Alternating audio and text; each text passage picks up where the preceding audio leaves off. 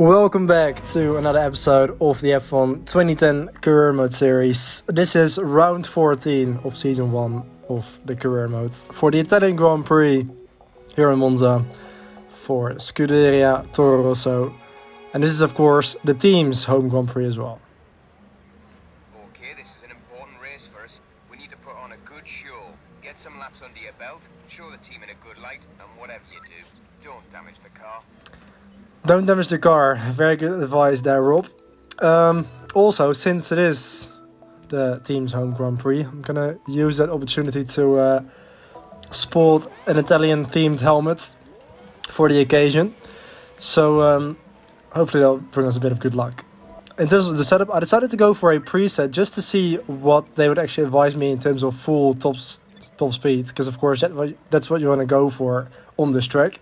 So they suggested me 3-1 with like the highest preset, but I decided to just go all in for 1-1, and I'm here just adjusting the other things here to optimize it a little bit more.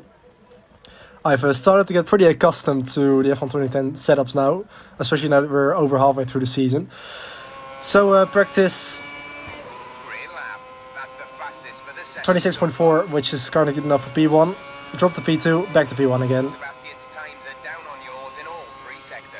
1 second improvement, which is good enough for P1. 5 tenths ahead of Sebastian Vettel in the Red Bull, so that was a good way to start the weekend. But our 1 lap pace always seems to be very good throughout the season so far. So yeah, the big question mark is really going to be the race, because we've had a lot of pole positions so far this season, but not a lot of race wins. Qualifying to become a walk in the park for you this season, so can we expect another strong performance this weekend? Yeah, just like I was explaining, qualifying has basically been a walk in the park for us this year. But yeah, the race pace and also just the consistency and minimizing the mistakes seems to be the biggest issue. Now with the testing ban in force, practice is more important than ever for setting the car up. How have you coped so far this season? Well, I'm not really noticing it that much because, we're still doing the R&D testing, and also the car and the package that we've got is actually pretty good, and the results have been pretty solid. So yeah, also I'm starting to get the hang of setting up the car, and yeah, we've had a pretty good package for most rounds this season. You're currently heading up the team's championship challenge this year. No doubts then you'll be looking to capitalise on the points advantage you have over Sebastian Buemi. Well, that's not really the priority or what's on my mind, to be honest, because we're pretty far clear of Sebastian Buemi, and also the driver position for this season is that I'm gonna stay as the second driver, so there's no real discussing in terms of becoming first driver halfway through the season. So it's just gonna be the way it is. But of course, if there would be an opportunity, then I would definitely take it.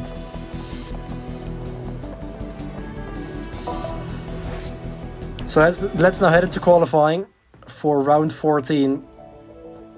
So yeah, considering how we've statistically done so far this season, this shouldn't be that much of a problem, especially because we're already fastest in practice. So the first lap is a 24.9, which is actually a 10th faster than what I did in practice.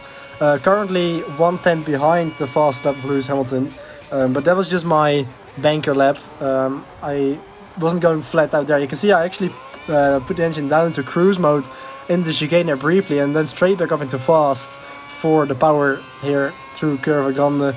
Oh yeah, I did that just to help the traction there on the exit of that very slow first chicane as you now head into the second chicane. Trying to use the curbs as much as possible there, using all the width of the track as well on the exit into the sky. 1.3 seconds up now as we fly through the middle sector here onto the back straight in a run up towards the final corner, Parabolica, up towards the line, 22.6.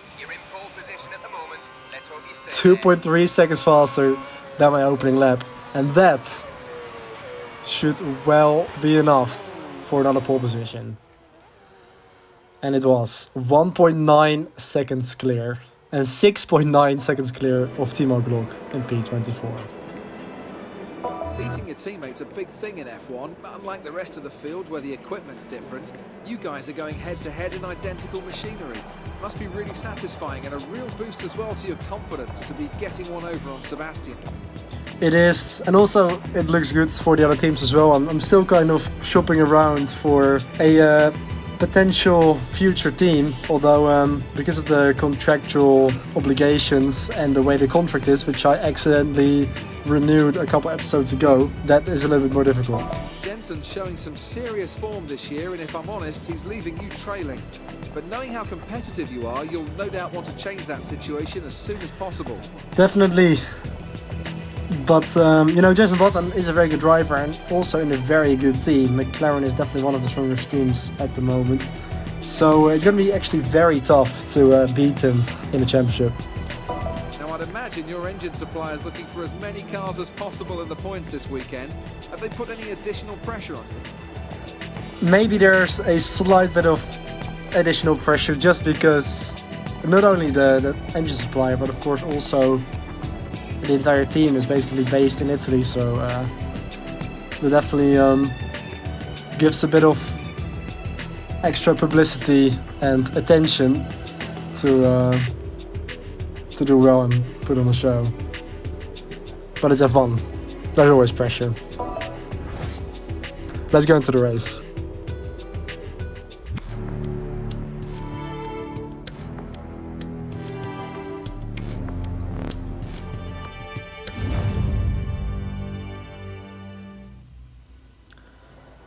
So starting from the position that we've become very accustomed to, Remy in P17, ahead of 11 laps here at Monza. This is the team's home race. Try to give them one to remember. We'll certainly try to give them one to remember, just like Sebastian Vettel did 2 years prior. Lights are out and we're off for round 14 of the season. We've actually got Sebastian Vettel starting alongside us, the race winner from 2 seasons ago. Back when he was with this very same team. Vettel up the inside into turn 1, as is the other Red Bull who spins around. Mark Webber actually made contact with us and pivoted round into a 180, which really held up the pack behind me. So that leaves us pretty clear now in second position with Massa and Schumacher behind us. Vettel's got a couple meters in front of us now as we head into the second chicane. Full fuel load and I completely outbrake myself. Hit the back of Vettel, who spins. And just as my engineer is explaining to me, we don't want to lose place because of a penalty, we've been awarded one. So that is not the way we wanted to start this race. We looked set there in second place, but we have immediately shot ourselves in the foot by picking up a time penalty, which is pretty painful as this is going to lose us well over 15 seconds, probably 20 seconds. And with the field being so close still, we are going to drop back all the way down to P21 behind Nico Hülkenberg. We try and outbrake a couple of drivers there straight away in turn 1 on the exit of the pit lane up to P19 behind the Virgin VR01 of Timo Glock. But I just decided to take the drive to straight away and then on lap 1 there to just get it over and done with. Up to P19, we're going to have to be careful with getting through the field as we get the Renault of Vitaly Petrov there as well. He tries to stick his nose in, slight bit of contact there, but we do have the outside here for Lesmo 1 and can carry the speed up to P17. Behind Sebastian Vettel, what has happened to him? Of course, yeah, I remember what happened to him now. How could I forget already? We completely smashed him off in the first chicane, as I do actually get my teammate in the process, Sebastian Remy, already. And we get Vettel as well in the braking zone of the Scuderia chicane. But yeah, very unfortunate for Vettel as well to be taken out by myself. So in that regard, the penalty was probably rightly served because yeah, I completely took Vettel out there. That was my fault. So I get the steward's logic there. We gain a couple of places because some drivers pitted very early at lap 2. We make a double overtake. I got one of the Red Bulls there in turn 3, like before the entry, and then we got Suto as well in the braking zone, and I got past Kobayashi as well somehow, now getting through on Cove line and then Mark Webber and I spin him out. So that's the second Red Bull we have taken out today, and somehow this time the stewards were actually being lenient on me and didn't actually award me with another penalty. Up the inside of Karun Chandok now for P5. So He is staying out very long on his first stint, so I was completely confused. I didn't overtake Mark Webber before because I just took him out. Anyway, things are going pretty quickly now. We are now actually coming in for our scheduled lap pit stop. So we are now basically just in our effective position on the prime tires now. Back down into P14.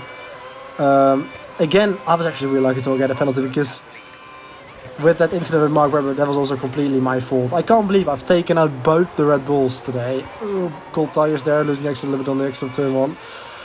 So, it's Vettel again behind me. We are catching up to the Williams of Rubens Barrichello into last one. I'm getting held up a lot here. Oh, we hit the back of him. We need to be careful. Okay. Yeah, I know. I know, Rob. I already experienced that before. Lap 6. Nico Rosberg exits the lane and we go clean around the outside. It was pretty nice. Up to P9 behind the reigning F1 World Champion Jenson Button in the McLaren, who also happens to be our rival. As we tuck in behind the McLaren driver in the slipstream to the inside, and that's P7 for the taking. Look at the speed at 357 kilometers an hour as we break down towards turn 1. Felipe Massa in front of us, or is it? No, it's actually the Mercedes of Michael Schumacher in his return to Formula 1. I actually recently saw this car in real life as you go up the inside in Lesmo 1. I went to the private Michael Schumacher collection with Sandra and Dion from SRL after our trip to the Nürburgring, which is actually very nice because it was pretty special to see his Mercedes from 2010. We go around the outside of Lucas Di Grassi there into Ascari, which is a very unorthodox place to make an overtake, but that just shows how slow the Virgin is. On to lap 8, everybody else goes into the pits, and that now leaves us back into the lead of the race after all that. And we now skip to the last lap. Coming through the final chicane for the final time. I actually hit the gravel there and I lose it, and I spin into the wall, full 360. So I didn't even lose that much time, but we have lost our full front wing with only half a lap to go. We've got Jenson Button, our rival, and the Mercedes of Nico Rosberg pretty close behind us. But now this last lap has suddenly become a little bit more stressful because we just need to hold on for about 4 more corners. Although Ascari is a pretty high speed corner where we're gonna have a massive lack of downforce. We're gonna have to brake very early. I'm not gonna pick this lap because it's the last lap, Rob. What are you doing? Anyway, coming through Sky, you can see how much speed I have to actually scrub up there to not run too wide. I'm going to put the arrow down into minus for the final back straight here. We've still got about a second lead over Jenson Button. Arrow back up into the plus position here for the final Parabolica. We're just easy to get through, having to crawl through the final corner. Jenson Button is approaching, but we're just going to have enough. Run out of the final corner in the run up towards the line. It's P1 here in Monza. Just like what Sebastian Vettel did in 2008, although this time in the dry. We still recovered, despite a penalty. Brilliant! That's the double, all and the win. Oh, you legend. So only 0.3 of a second was the difference in the end. That became a little bit closer than what I would have liked, but we have won the Italian Grand Prix driving for Toro Rosso. And that's gonna do us a lot of good also in the championship. 107 points now in 6th place, only 5 points behind Jenson Button. Correction, 6 points. I can't count. Anyway, it's time for the podium interviews.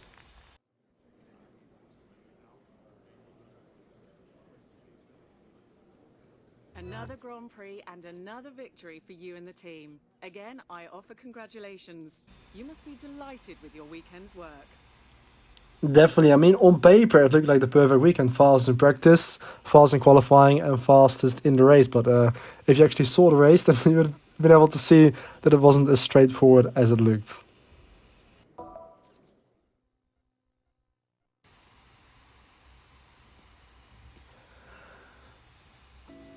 So that's been it for episode 14 of the F1 2010 Kremlin Championship. We went through pretty quickly, but it was, despite taking the Grand Slam, not that much of a straightforward race. But at least it made it pretty interesting. So next round is going to be round 15, the Singapore Grand Prix at the Marina Bay Street Circuit under the floodlights. So thank you very much for watching. I hope you enjoyed the video, and I also hope you enjoyed the rest of your day. And I'll see you next time. Goodbye.